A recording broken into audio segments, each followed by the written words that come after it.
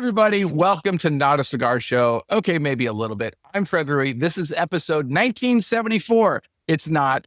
I lie about all the episode numbers. This one actually has something to do with my guest, though. So if you figure it out, shoot me an email. You're not going to win anything, but you get bragging rights. And, you know, hey, who doesn't want that? My guest decided that his only way to do things his way was to literally build his own island. I mean, literally, it's called Tabacalera, iSLA.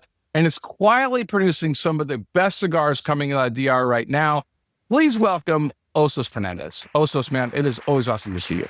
Well, Fred, first of all, I'm very excited to be on the show. As I told you, I'm a fan and I'm listening. And again, thank you for the kind words. You're always too kind to me. A fan? You're the one that literally told me, dude, your sound sucks. Go back and fix the sound of the show. I always try to help. I did. Give me a number between 1 and 4. I've got cigars from your factory here, so give me a number between 1 and 4. 3.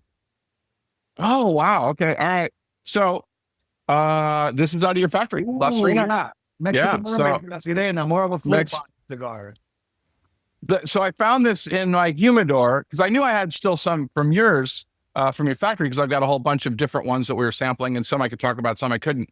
And then there's a bunch of unlabeled ones that by the time I get home, I'm like, I don't remember what these are. I can see this is a Maduro. I can see this was Habano. But this was in there, and I'm like, oh, I hope he picks number 3 because I forgot that. Honestly, the only reason I haven't smoked this is I forgot it was in there. I forgot it was in there. So excited for you to smoke it, then. It's awesome.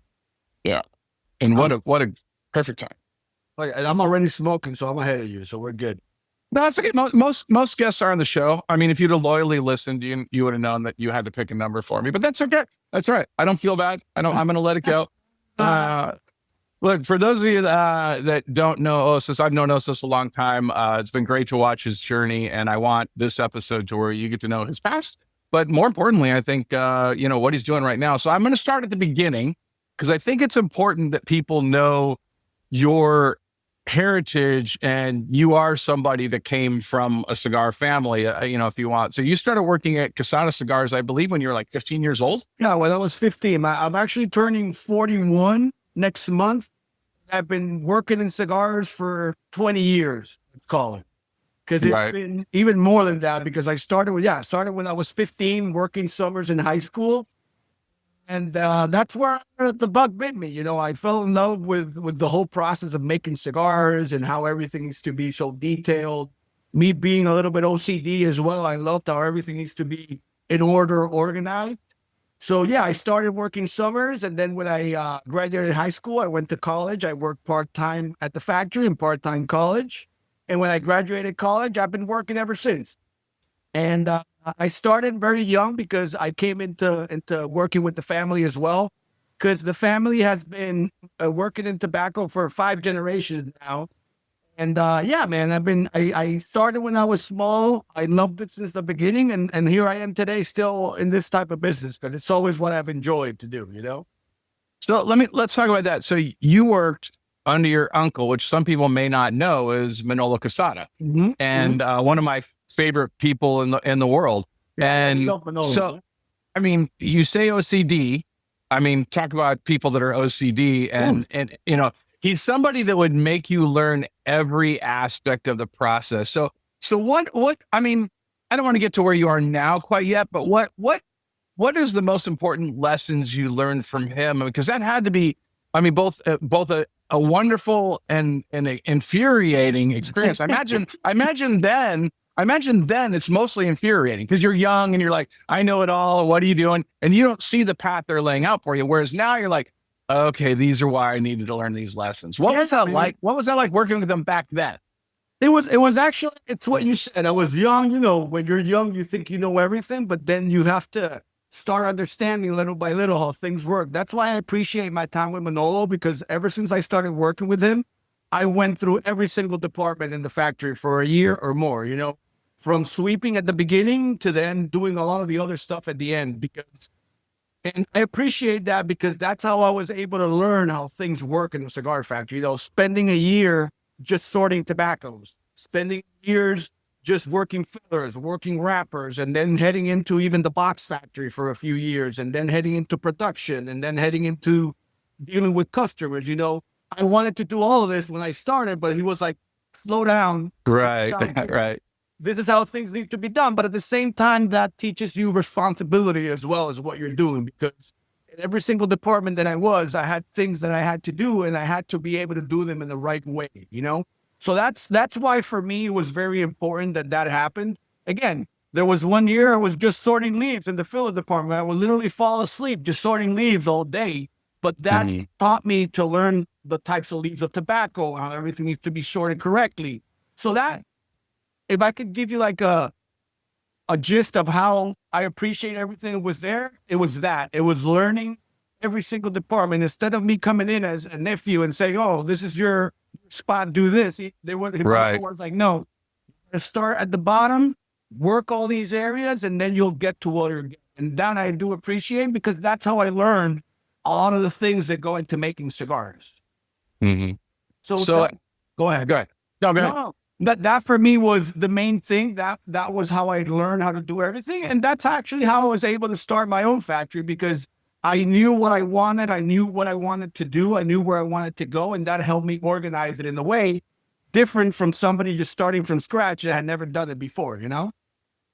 So how do you, I mean, what is inside you that you walk away from that? Because nearly 2 decades of your family's company, this is heritage, this is legacy, this is a path that is laid out for you that you clearly know what you're going to have to do staying in that.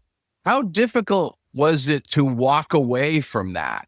It was difficult, Fred. It was difficult, but at the same time, I was still young enough where I said, this is maybe something I could do with something a little bit different, because at the end of the day, working in the family business, it's a lot of family, you know, there's a lot of people there's a lot of cooks in the kitchen, you know, so I started realizing that maybe I want to do my own thing my way, but things in life always change, because when I left Quesada, as you know, I got a great offer to work at Cigar Rings as well, one of the biggest manufacturers of bands and labels. And I went there and I also learned a lot of stuff during Cigar Rings. I also met a lot of new people, because, you know, this is a relationship business, right? At the end of the day, our words are bond in this business. So during my tenure at Cigar Rings, before Cigar Rings, during my tenure at Quesada, I was dealing with a lot of the customers. I met a lot of people, and I gained the trust of a lot of people in this industry because they saw how I worked. That also translated into Cigar Rings, where people I didn't know as much working at Quesada, I got to know them a lot better, and they saw how I work. And the beauty of that was when I decided to start iSLA, a lot of those customers came to me. They're like, oh, you're doing this, let's talk, because they knew the way that I handled things, because I've always been very careful in this industry to keep my word, because your word is your bond in this industry. You know, in this industry, there's no contract 100%. most of the time. You don't do, it's all your word. And that's what I wanted to prove to people running my own factory. People got to know me at the family business. People got to know me at Cigar Rings, but handling my own factory, I had to prove myself again to people that what I told them I was going to do was going to happen, you know? So that's one of the things that I've always been very careful with, you know, but working there, that's where I learned the ropes. I'll always appreciate Manolo for that. And that's where I started, and that's where I fell in love with the business, you know? So I'm always appreciative of that. So pausing at Cigar Rings for a second, did that, you know, you obviously knew branding and stuff from being in Quesada, but then now Cigar Rings, you know, and you're of course you're always aware of it because you're in an area that has brands all over the place. Cigar Rings, now you're working closely with clients. You're really seeing their marketing, their branding, their packaging. Did that change? Did that open your eyes to like what you were going to have to do your way? Tremendously, because I'm one of the people that I always take every experience to heart and try to learn from it as much as I can. Working in the family business was one style of working, and then working at Cigar Rings was a different style of working. You know, I learned a lot of new processes. I learned a lot how customers work. I was able, during my tenure there as well, I was able to visit even more factories that I had ever visited before. And that was the beauty of all these visits. Since I knew a lot of these people, they would bring me in and showed me how they work the tobaccos and try this cigar and try this blend. And I'm one of these guys that annoyingly ask a lot of questions because I always want to figure out how things are done, you know. So I would go to all these different factories, which was a new thing for me. And I would just ask them a million questions. How do you do this? How do you do that? How does this work? So that helped me tremendously a lot in that part as well.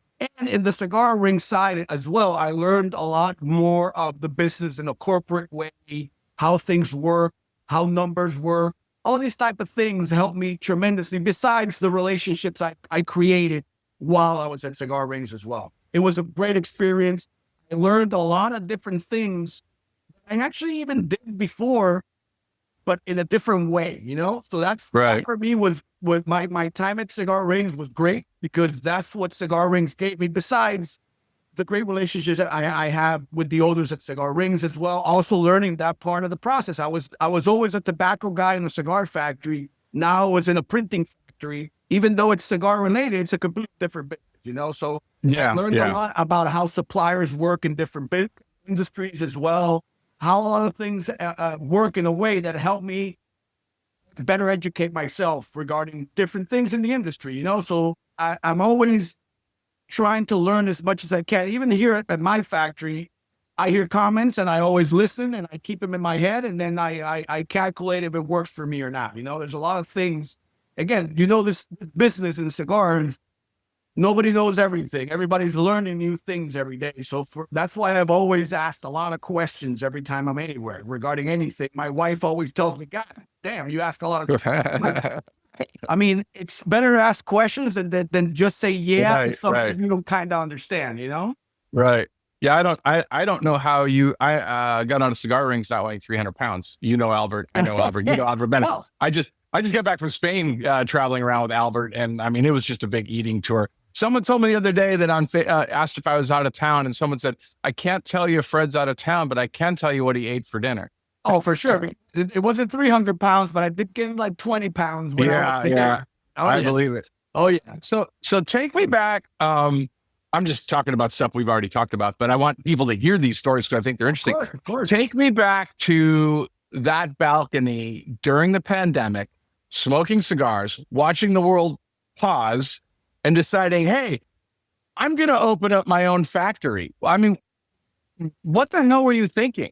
Well, I'm going to go in a little bit more backwards of your question, because that's where life is interesting.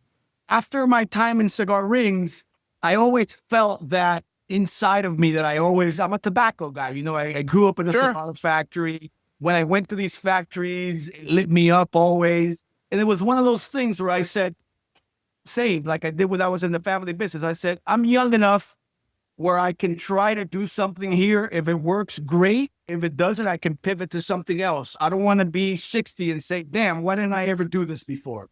So I decided to leave Cigar Rings a week before the pandemic. So I decided to leave Cigar Rings, and the pandemic happens, and I'm like, oh shit, I don't know if we can curse here.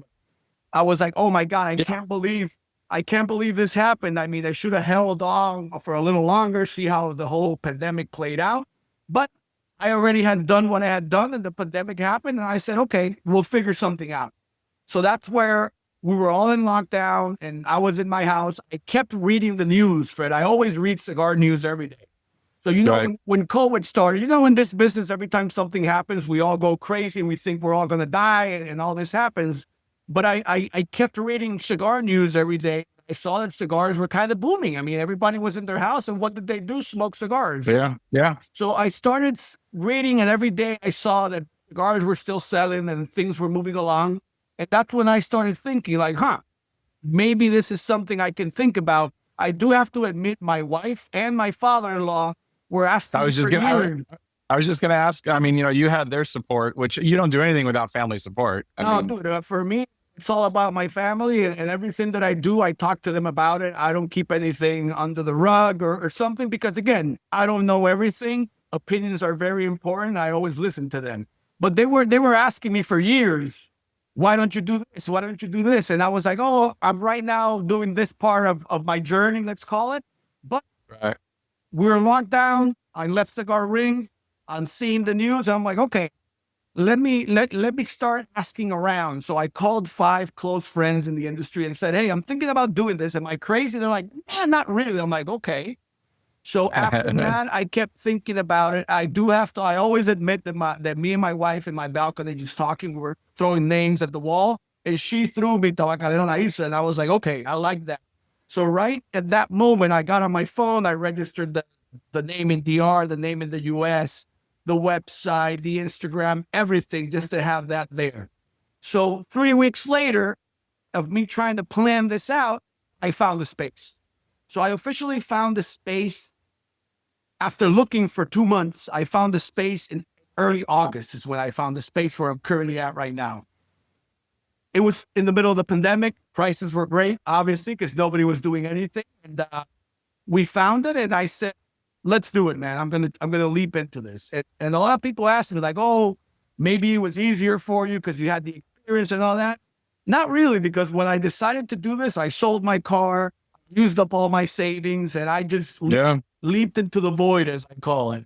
But it was a planned leap. You know, I was trying to organize in my mind how I wanted the factory to work, how I wanted things to be.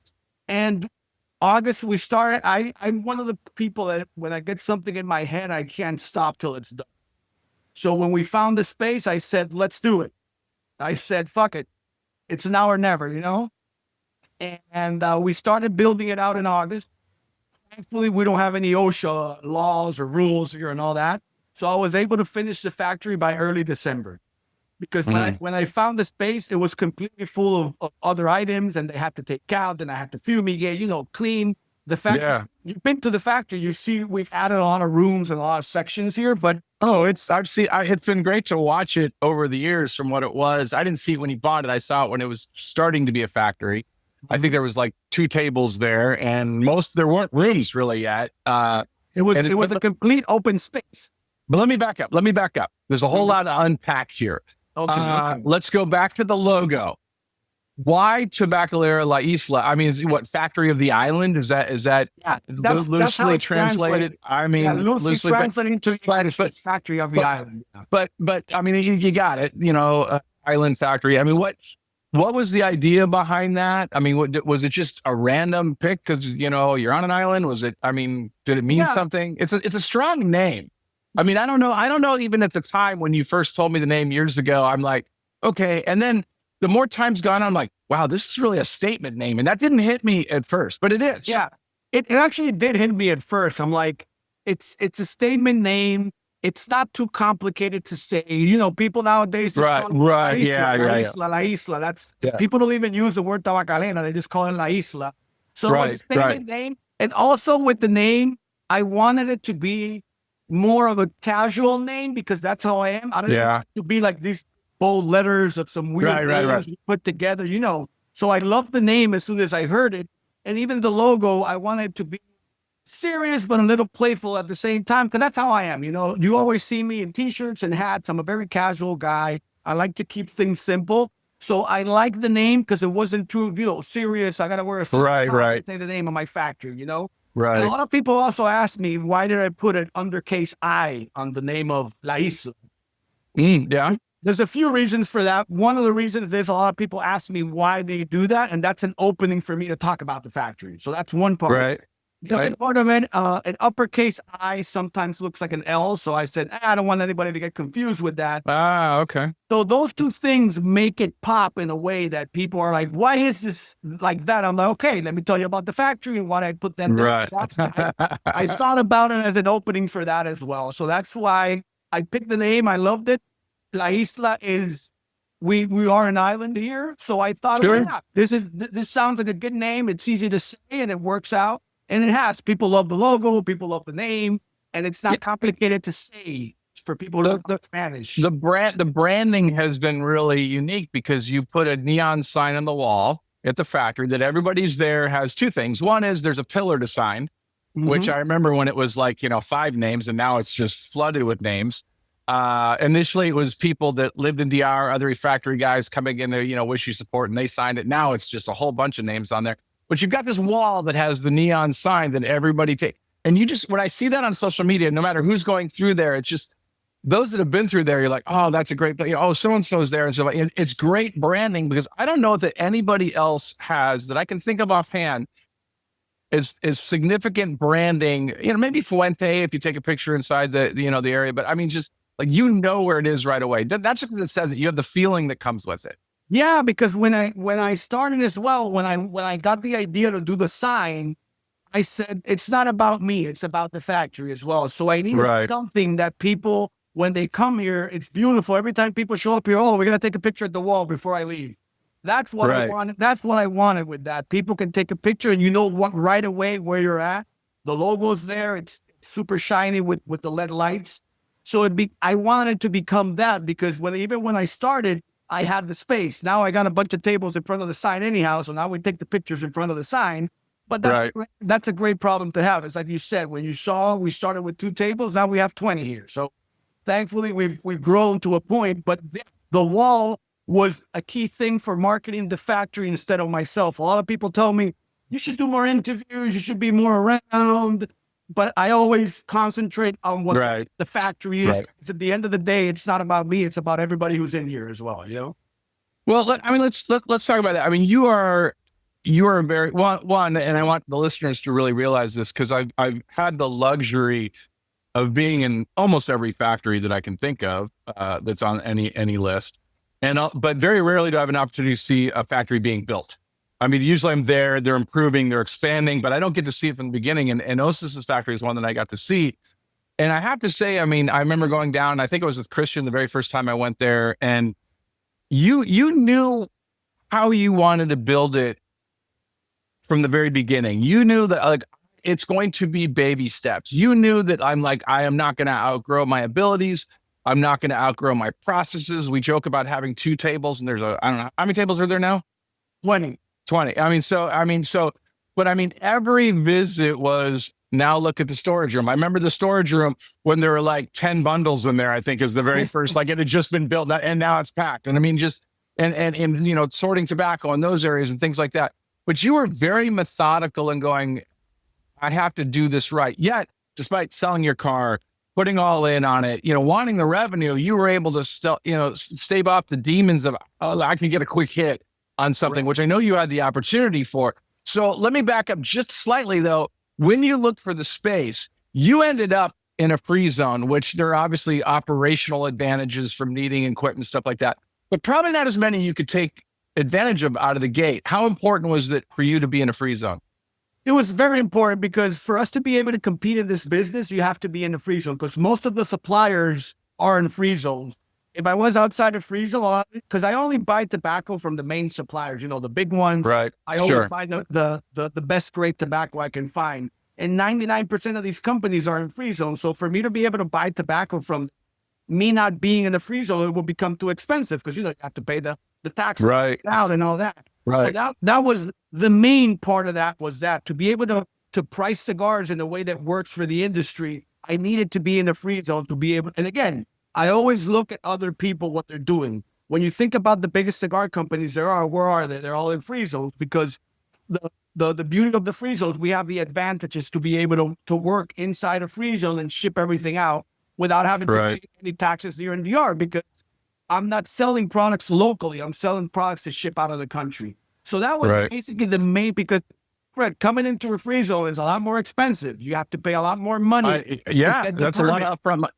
A lot of upfront costs there. And rent is more expensive in free zones. Even electricity is more expensive. Everything is more expensive, but it's one of those things that it's a little bit more expensive, but in the long run, it comes back to you, you know? So that's why I decided to do a free zone, because I needed to be in the pocket where I can compete and price myself in a way that works for customers, especially opening up a new factory where I'm trying to bring people in. I didn't want to price them out starting off. And it goes back to what you said.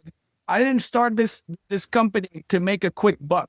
It doesn't work that way in this business. You have to do things right little by little. And my mantra here has basically been, it doesn't matter if we have 1 million employees here, the process stays the same. We cannot change. And again, we've worked very hard. I can't believe it's going to be our 6th year next year, which for me is absurd.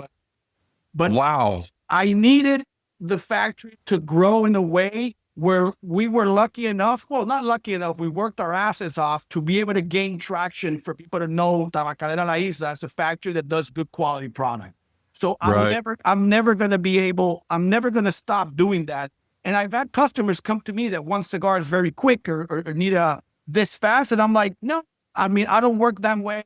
I'm never going to try to do things the wrong way, because again, we go back to the trust. I work hard in this factory to gain the trust of people where I can make good cigars for them. And I always tell a lot of people, at the end of the day in this business, it's not about getting an order and never seeing you again. The real trick in this business is to grow with somebody at their brand. They can start small and then they keep ordering and we keep growing. But for that to happen, the product needs to be on point. There's so much I can talk to you about, but at the end of the day, when you smoke the cigar, it needs to perform right. That's why for us here, the two most important things are quality and consistency of the product. Blends are subjective, Fred. I mean, you might like a blend I don't like, doesn't mean it's a bad one. But if it's rightfully constructed and the blend is consistent, I sleep like a baby. So for us, that's the main goal here. Yep. So you chose, and we had this conversation very early on, your ego did not need to have your own cigar. You did not need to go, this is Hostos's cigar line, whatever you name it. You're the guy that is, behind the scenes in the t-shirt, people may or may not even recognize you. Obviously people in the industry do. Now asking that question again, 6 years later, do you have any more of a desire to make your own cigar or not? Listen, the desire is always there. I have some brands registered as well. But to be honest with you, when I started the company, my goal was to make cigars for other people. I'm more of a factory guy. I grew up in the factory. Right. This is where I love to be. And I'm not, I used to do a lot of sales for the family business where I had to travel. And Sure. Fred, obviously, because you've done that before and it's not an easy job. So I had to pick, it does suck. I had to pick one or the other, am I going to concentrate on my factory or am I concentrate on my brand? I picked concentrating on my factory because this is what I was creating. This is what I wanted to do. And as you say, I like to be more in the background. I like to be creating things every day instead of being in a shop and showing the product and just talking about it. So that's why I made that decision. And going back to your question, 6 years later, I'm too busy to do it. So that's a great problem. Right. I'm never going to complain about that. Right now, we have ungodly amount of cigars we have to roll. Thank God. Like we have enough cigars that we have to work until next year as well. So I don't have the time to do my own brand. And it goes back to the same thing. Right now, we're very busy here. Why would I start leaving the factory to go do a brand and leave the factory? That's a lot of things that customers also like because they know I'm working for them and they know I'm doing the best stuff I can find for them and I'm concentrating on their products. So that's why I'm still doing it. Thankfully, again, I don't have the time to create a brand and start traveling so much. So for the time being, I'm going to still keep doing what I'm doing because people are happy with our product. It's working. And why would I rock the boat right now? So at the end of the day, one of these days, I'll never say never, but for the moment, I'm going to keep doing what I'm doing here.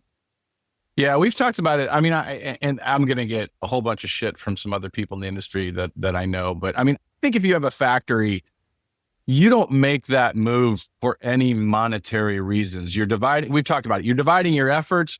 You can't run a factory and run a brand and sell it nationally. So something's going to give. Either you're not going to do a good job marketing your own brand or something's going to give at the factory. And it's largely an ego move. It's certainly not a financial win. It's largely an ego move. Yeah. It also depends on the size of your company, because if you've grown to a point where you're like, okay, everybody's in place, everybody's doing what we're doing, the machine is working. Then I think there's some time to do that. But still to this day, I'm all hands on deck here. I've had to learn to delegate as well because I want to do it all. So have you learned that? I have learned 80%, 80%. But yeah, that's something that little by little, we have over 90 employees here now, which is for me is mind blowing. Well, so little by little, we've been adding people like supervisors in departments, the person in charge of everything. I mean, there's people that I put in place, but still I'm at the point and the size where I need to be here because I'm doing blends, I'm checking production, I'm dealing with the customers, I'm dealing with the details of packaging and all these type of things, and I need to be here. So it all depends as well as that, because if the factory gets to a point where I have people in place everywhere where I'm doing less things little by little, then I'll maybe think about it. But I'm still, I don't know when that's going to happen because it's also a me thing. I want to do everything. Every morning I get here, I go to every single department and check all the tobaccos and check production and do all this. I need to do that to be able to be at peace, because if not, if I'm in the US traveling, selling cigars, I'm going to be mostly on my phone. Hey, what's going on? What's happening? And checking the cameras and doing all this. So I get your point on your side of that equation, but it also depends on the size of the company you're running as well. I think that's fair. So we're going to say not now, but we're not going to rule it out. Never say never. Never say never. So I think it was interesting because right out of the gate, and I think this is a testament to your reputation, not only from Quesada and, well, I was in Quesada, cigar rings, stuff like that. You had people come to you very quickly when you said, hey, I'm opening up a factory. And that's based on you. And you and I are definitely on the same page. I believe that, look, all I have is my word. Something, I may run in a roadblock, I may screw something up, but at the end of the day, all I can do is say, here's my word, own whatever mistake it is and move forward. And that says a lot in this industry.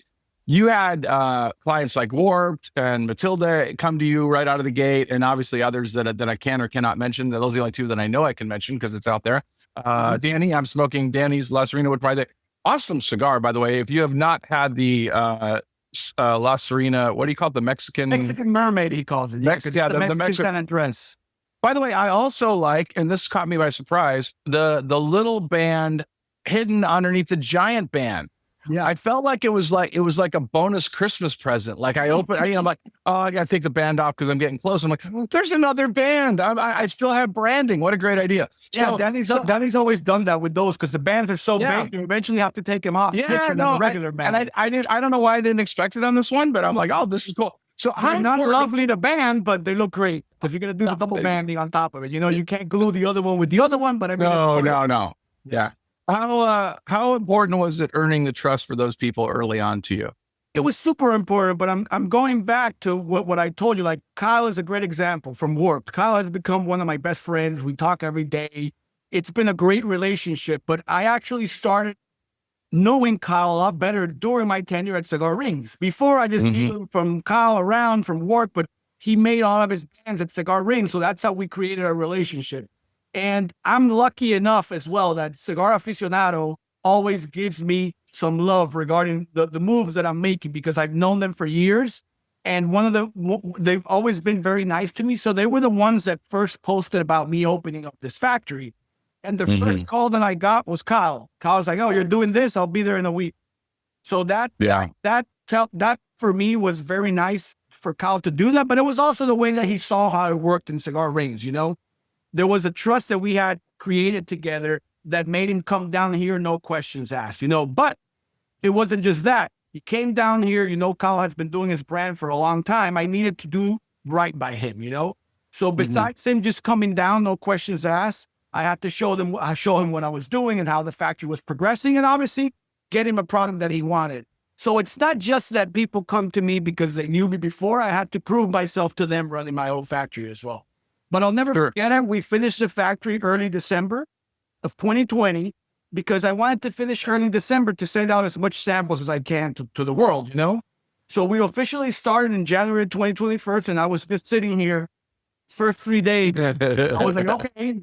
So I'll never forget my first order actually was Alex for my cigar pack. I always give him a mention. Yeah. And he was also starting as well, his company. Yeah. And the first order I got from him was 1,500 cigars, and I was ecstatic. I got that order in, and I went outside with my little piece of paper of the blends, and I said, let's start rolling some fucking cigars here. I was very excited about that. And thankfully, 2 weeks later, I got an order for 40,000 cigars. I'm like, okay, here we go. Now we got something cooking. And by that time, Kyle had also come in, and we're working on brands. Enrique from Matilda, great friend of mine, was also nice enough to come visit me, and we've been making cigars for him ever since. So it was very fulfilling too at the same time to see the support of people, because again, I told you I spoke to a lot of people, but business is business. It didn't mean that my factory was going to be open today and the order was going to come in today. We had to have a conversation. We had to plan whatever we were doing. And some of these people took a year to come in, which is fine. I understand how the business works in that sense. But also one part of me opening a factory that was very fulfilling to me is I've been lucky enough to know all the cigar makers in this country, most of them. And when I started, a lot of them just send me molds. Here, take molds and just keep until you don't need them. People send me tables. They send me presses. And I was like, oh my God, I can't believe I'm getting all these help from people that you might think are competitors, but we're so together here in this industry that they knew how I worked. They knew me very well, and they wanted me to grow, and help me out. So that one for me was amazing as well. That is the cool. I had that the one time when I was at the show and my booth was stolen, and I sent out a picture of my empty space, and the number of manufacturers and big names that said, what do you need? I've got a graphic guy in here in Vegas. I'll have a booth built and in your space by tomorrow. And they did. And hey, look, I'm competing against them, obviously at a very small scale. But when you see how the industry, when it's pushed into a corner or someone's pushed into a corner, at the end of the day, we're all competing against each other. But there's a bond there that I find amazing. And, look, obviously, guys, you start up, they love you. They're going to throw you some business and go, hey, man, I'm going to send you an order. It's smaller. Let's get started. But the fact that they keep staying with you and then the other guys keep coming. So let's do this. Walk me through the process when a client comes to you, just no particular client, no, just somebody that's in the industry that has cigars out there. What's the process if they come to you and say, hey, I've been reading it. I like your blends. I've tasted them. I want to create a cigar. What's your first conversation with them? How's that go?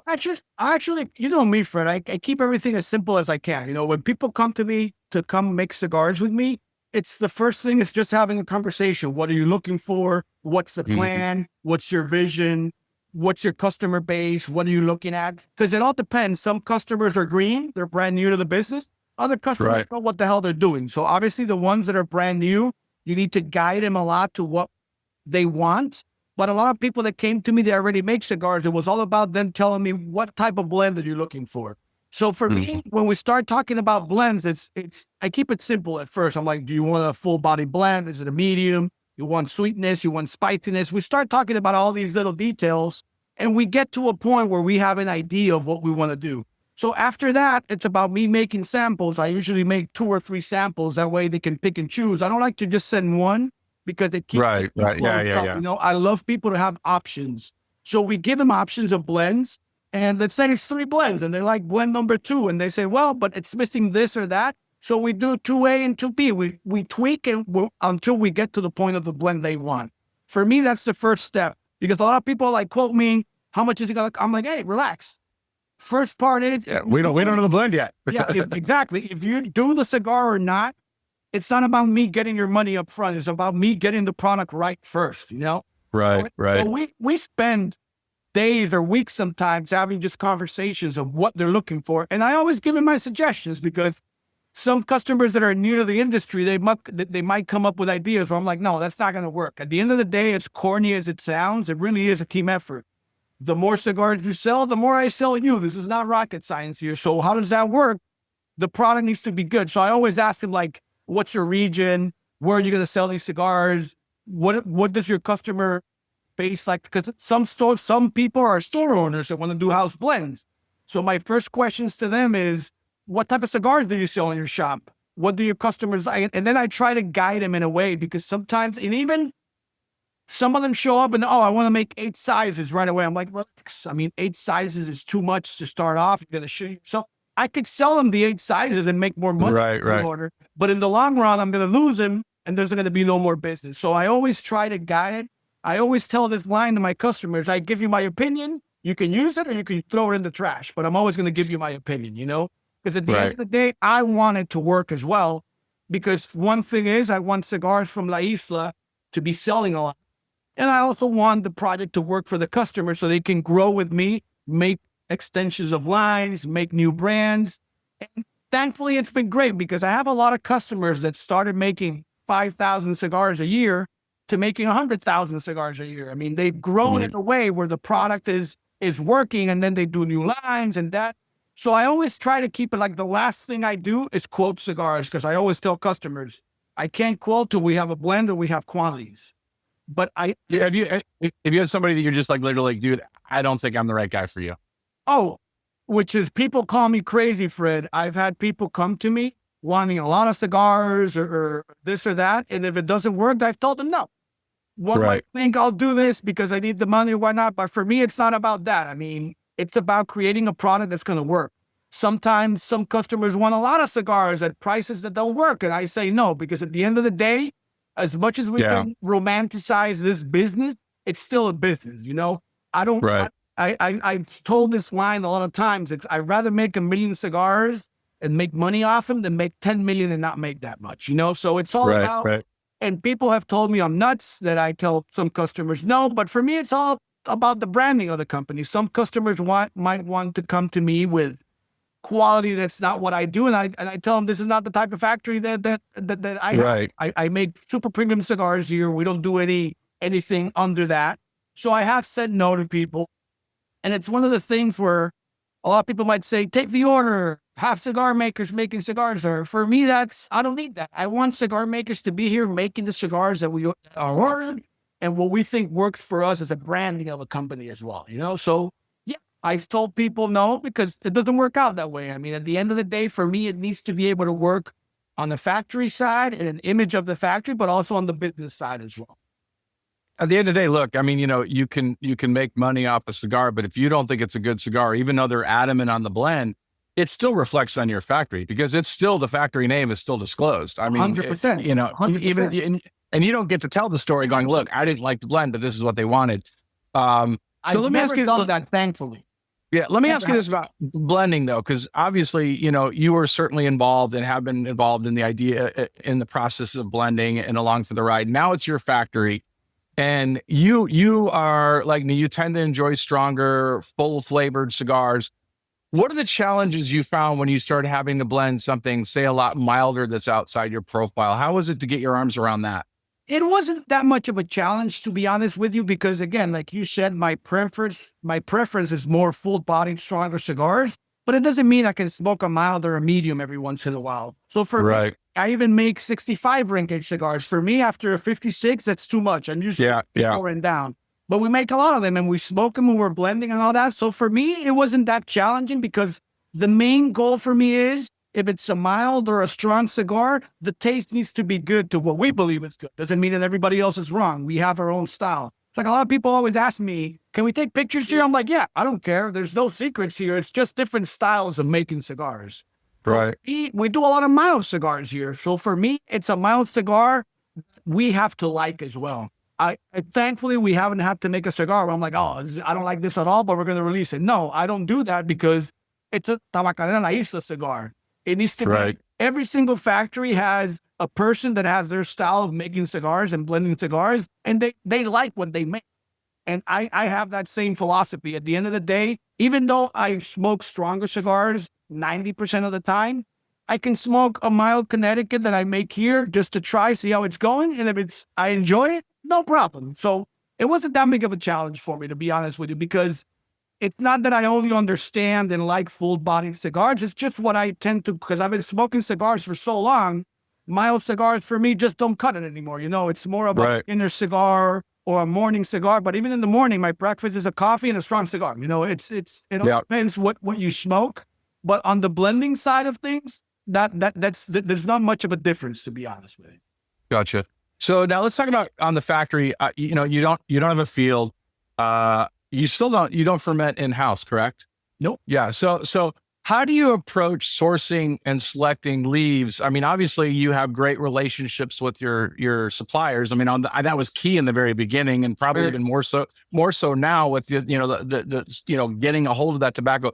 How do you approach sourcing and selecting your leaves? Well, that's what you said. The beauty of it is all the main suppliers in DR, that a lot of them. I was working with them for years when I was in the family business, because I went and bought tobacco and I created these relationships. And that also goes back to the point of how great this industry is. When I started my factory and I went to all these suppliers, they're like, oh, no problem. Net 34, no questions asked, do this, all that. Right. So that was great. But going back to your original question, for me, sourcing has always been about what I'm getting ordered at the time. So, because one of my philosophies is right now, because I'm honest about everything as well. Me buying huge lots of tobacco, it's not good for me at the moment, because the cash flow and the things you need. And I also don't want to force myself to have to use tobaccos that I already bought. Right. One of the things that my customers love that we do here, when they need a blend, they ask me, what tobaccos you got? And I hit them back with, what do you need? Because I can find it. I'm not having, I have 100 bales of Corojo here, so let's make a Corojo cigar because I want to get rid of it. No, I'm more open to suggestions and ideas. And people love that because now we can play a different game instead of me telling them, oh, I only have these 4 tobaccos here. No, open your mind, whatever you need, tell me. Obviously, some tobaccos are harder to find than others. So I inform them, listen, this is not going to work because if you want to do a big production, it's hard to find. But if you want to do a limited edition, we can do it. So the way that I source tobacco is with the orders that come in. Obviously, when I started the factory, I bought some bales of tobacco. And then when we started doing blends, I always source what we need to create these productions. But nowadays, when I buy tobacco, I always buy extra tobacco as well because I know things now are thankfully are flowing and more orders are going to come in. I already know what the most tobaccos that we use in our factory as well are because it's been 5 years of me understanding what customers are looking for and also what the industry is looking for because there's always different waves. All of a sudden in January, everybody wanted broadleaf wrappers and then mid-year, people wanted San Andres. So I kind of know what is the most that we use. So when I find tobaccos that are great, good price, good quality, I always buy extra stuff as well. But it's mostly about me sourcing what we need at the moment, plus a little bit extra left over as well. Yeah. Going back to your point of the fermentation, when I started the factory, I didn't want to do that because it takes too long. You know how the process works. It takes months, money you have to invest, and I couldn't do that at the beginning. But I'm also very clear about what people do. You know, some of the suppliers that I buy tobacco from have been working tobacco for even as long as older than I've been alive. So I don't know more than them. They know more than me about growing tobacco, about fermentation, about the way things need to be done. And I trust them because I've been working with them for over 15 years.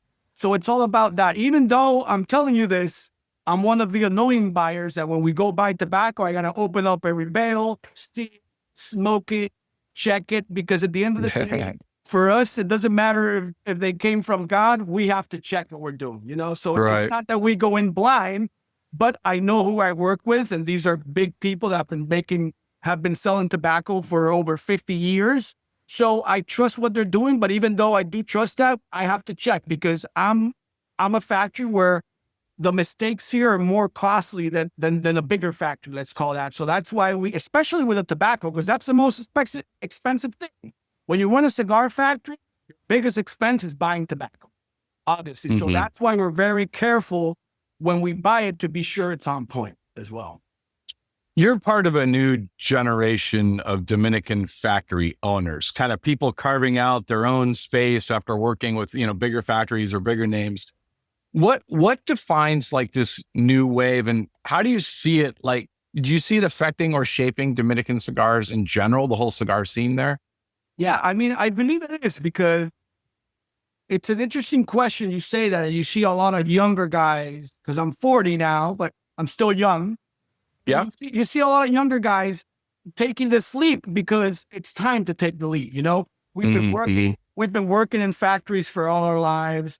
We've learned the ropes, and we've kind of created a sense of what we like and what we want to do, So that's why you're seeing a lot of these newer companies come up, because we're at a point where it's now or never. Again, going back to my original story, you either do it now or you'll never do it. It gets to a point where you have to start at some point. So it's been great.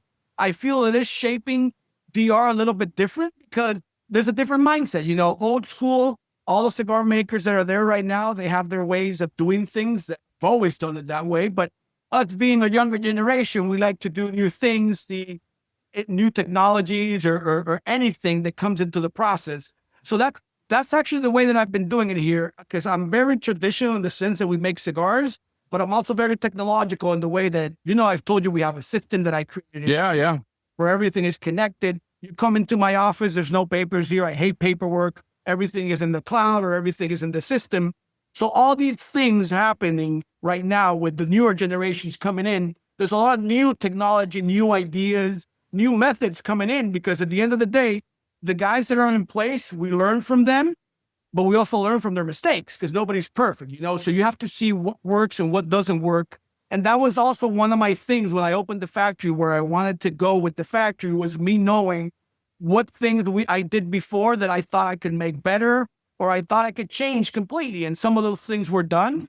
And I have felt that. And again, a lot of big companies also have their classic brands, their classic lines. We're trying to disrupt a little bit, creating different things. One of my main goals, for example, here, when I opened this factory, I wanted people not to compare me to Nicaragua or even DR. I like to be in the middle of those type of I mentioned those two countries because they're the biggest in the US, obviously.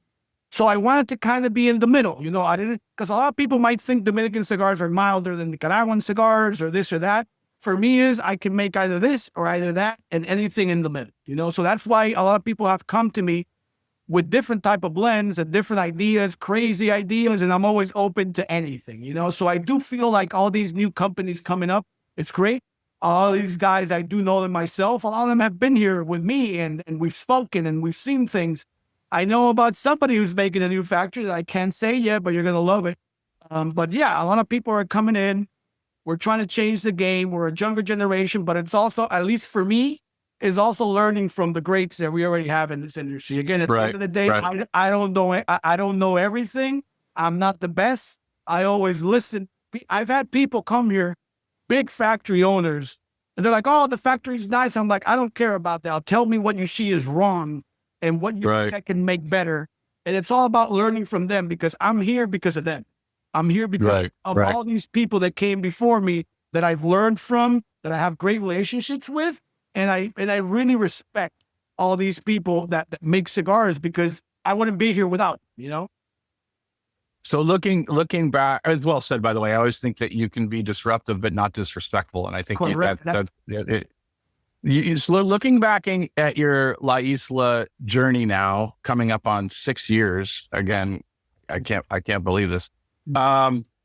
Two-part question. What's been your most rewarding moment so far? And what's been the toughest lesson you've learned so far? Ooh, that's a good question. Rewarding, Jeff, Fred, rewarding is a lot easier because for me, the rewarding part of it is seeing the company grow, doing it right. We haven't cut any corners. We haven't done anything that I believe is not the right way. And doing it in the way that I believe is correct, I've seen the growth of the factory, and that for me is insane. Sometimes I'm walking around the factory, I'm like, how the hell did this happen? I walk, it's like you mentioned before, the aging room when you were here had 10 bundles now, and now we have over 500,000 cigars in the aging room, and I walk into the room, oh my God. But it's been a lot of work, Fred. It's been us working hard. When I started the company, I told my wife, "Hey, you officially have a mistress." She's like, "What are you talking about? Like the factory? I'm going to be here all day, every day, Saturdays, Sundays." It's a lot of work. A lot of people see the success, but a lot of people don't see what's under that. It's like the tip of the iceberg example. You see the tip, but you don't see everything under. Right. So it's been a lot of work, but there's nothing more rewarding than doing what you love, trying to do it right, trying to do it respectfully, and it working. For me, that is everything. And also being able to provide for my, I have 2 kids now, and for me to be able to provide to my family, because when I started the company, as I told you, I went all in. I had a baby daughter already, so this was one of the things that I was very nervous about, But it's been very rewarding to be able to see the factory grow, see the name get out there more, and also be able to provide for my family as well, doing what I love. So that, for me, has been the most rewarding part of it, to be honest with you. The hardest part, it's tough for me to say because thank God we haven't had any big situations here where I'm like, oh my God, we blew it. It's mostly about things day to day. You're like, oh, this problem happened. Again, anybody that says a cigar factory is perfect is lying to you. There's problems every day. There's situations every day, and the trick is to learn from those situations. So the way that I handle that is every time something happens, it's not about saying, "Oh, this is wrong, I'm gonna fix." I bring my people, we have a conversation, and we try to figure out why that happened, so it doesn't happen again. So nothing specific, to be honest with you. Today, my biggest problem is I need more space, which is a good problem to have. When I opened the factory, everybody said I was out of my mind in the space that I got, but I always had a plan to grow and grow.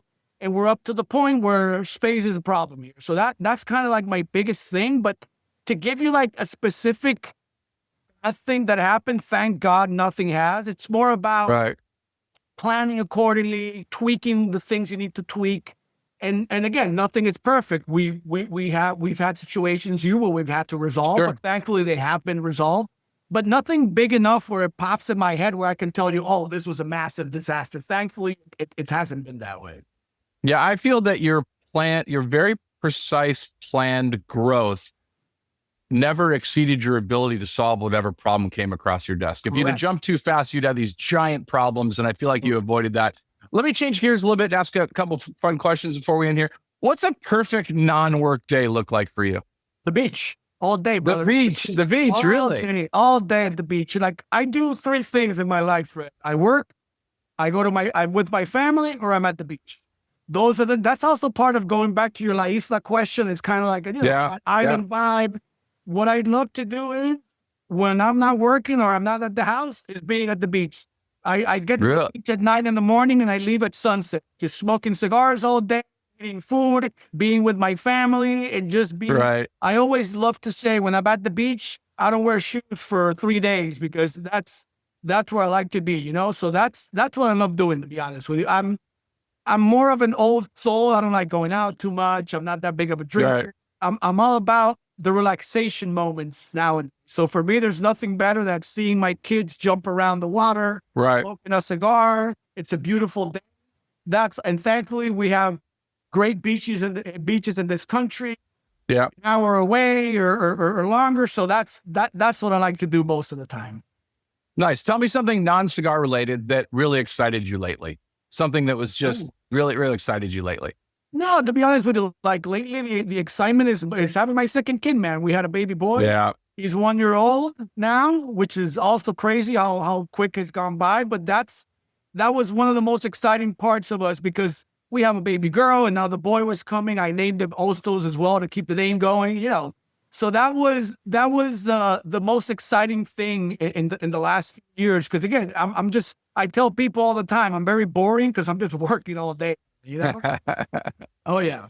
You worked with people all over the world. So what's like a cultural habit or tradition you've picked up from another country that you've incorporated in your life? Ooh, you've got some good questions here. No, man, it's actually like, even working with so much people in this industry, especially a lot of people in the US, it's about learning how things work over there. You know, here in DR, we're more casual. It's more about, yeah, sure, whatever. One of the things I've learned the most in this business is dialing down to a point where things need to be on order. People in the US compared to here are more serious about what they do. They're more careful about things. So those are things that I've learned a lot working in this business, is how people run businesses. You know, here in DR, it's all about no problem, everything is fine, God willing, you know, but more detailed stuff I have learned a lot from people in the industry, because at the end of the day, we can talk about cigars and the way that I work and everything as much as we can, but everything needs to work out in a way that works for everybody. This is a business. No, things need to be on point. I need to keep my word. I need to keep dates. I need to do all that. So that's mostly been what I've learned. And also, like, different ways people smoke cigars in different countries. A lot of people have more rituals than other, because I'm also a boring cigar smoker. I take a cutter, I cut it, I light it, and that's it. In different countries, people have different rituals where they set up their cutter and their lighters and their splits and all that. And I'm like, oh my God. So it's always interesting to see. And also, when you talk to people from different countries, I like to learn a lot about what those countries like to smoke. Like some countries, even the US, different states like stronger cigars or milder cigars. So it's always interesting. And in different countries, it's the same thing. So it's always interesting to have conversations. Every person that I talk to regarding business or not, I like to have a conversation. And I ask a lot of questions, ask them about how things work and how you see that the government works with tobacco and how this and that. So it's always interesting learning from other people as well. So if you didn't make cigars, if that was completely off the table, what would you want to do for a living? I don't know, man. If I didn't make cigars, it's tough to tell you, but I would probably be doing something involving sports, because I'm a huge fan of basketball back here. Right. I'm huge into sports as well. So just, you know, daydreaming here, I would have loved to be involved with something regarding that. If I really, you know? Yeah. I gotcha. What, last question. When you think about your legacy, not just cigars, but as a person, what do you hope people say about Hostos Fernandez 20 years from now? It's a great question that I haven't even thought about because for me, I'm still in diapers. I'm still in the growing phase and we're doing our thing. I don't say we're new anymore. All right. You heard it. You heard it here. 40 years old and still in diapers. Okay. That's my takeaway. Well, I'm talking in the factory. I know. Yeah. Okay. On your 60th birthday. Yeah, man. For me, at the end of the day, I want people to say that I always kept my word. And I did right by everybody. At the end of the day, for me, it's not about making the money. It's about the relationships I have with people. So even when I'm 60 or even when I'm gone, for me, people saying what great relationships they have with me and how they could trust me and I always did right by them is what I want. That's all I care about at the end of the day. Same for business, same for my family, same for my kids. I want people to at least remember me in a positive way and as a person they could trust and do right by them, I like that. That's going to do it for Not a Cigar Show, episode 1974, which again is not a real number, but if you figured out the connection, well, you clearly have too much free time on your hand. I respect that.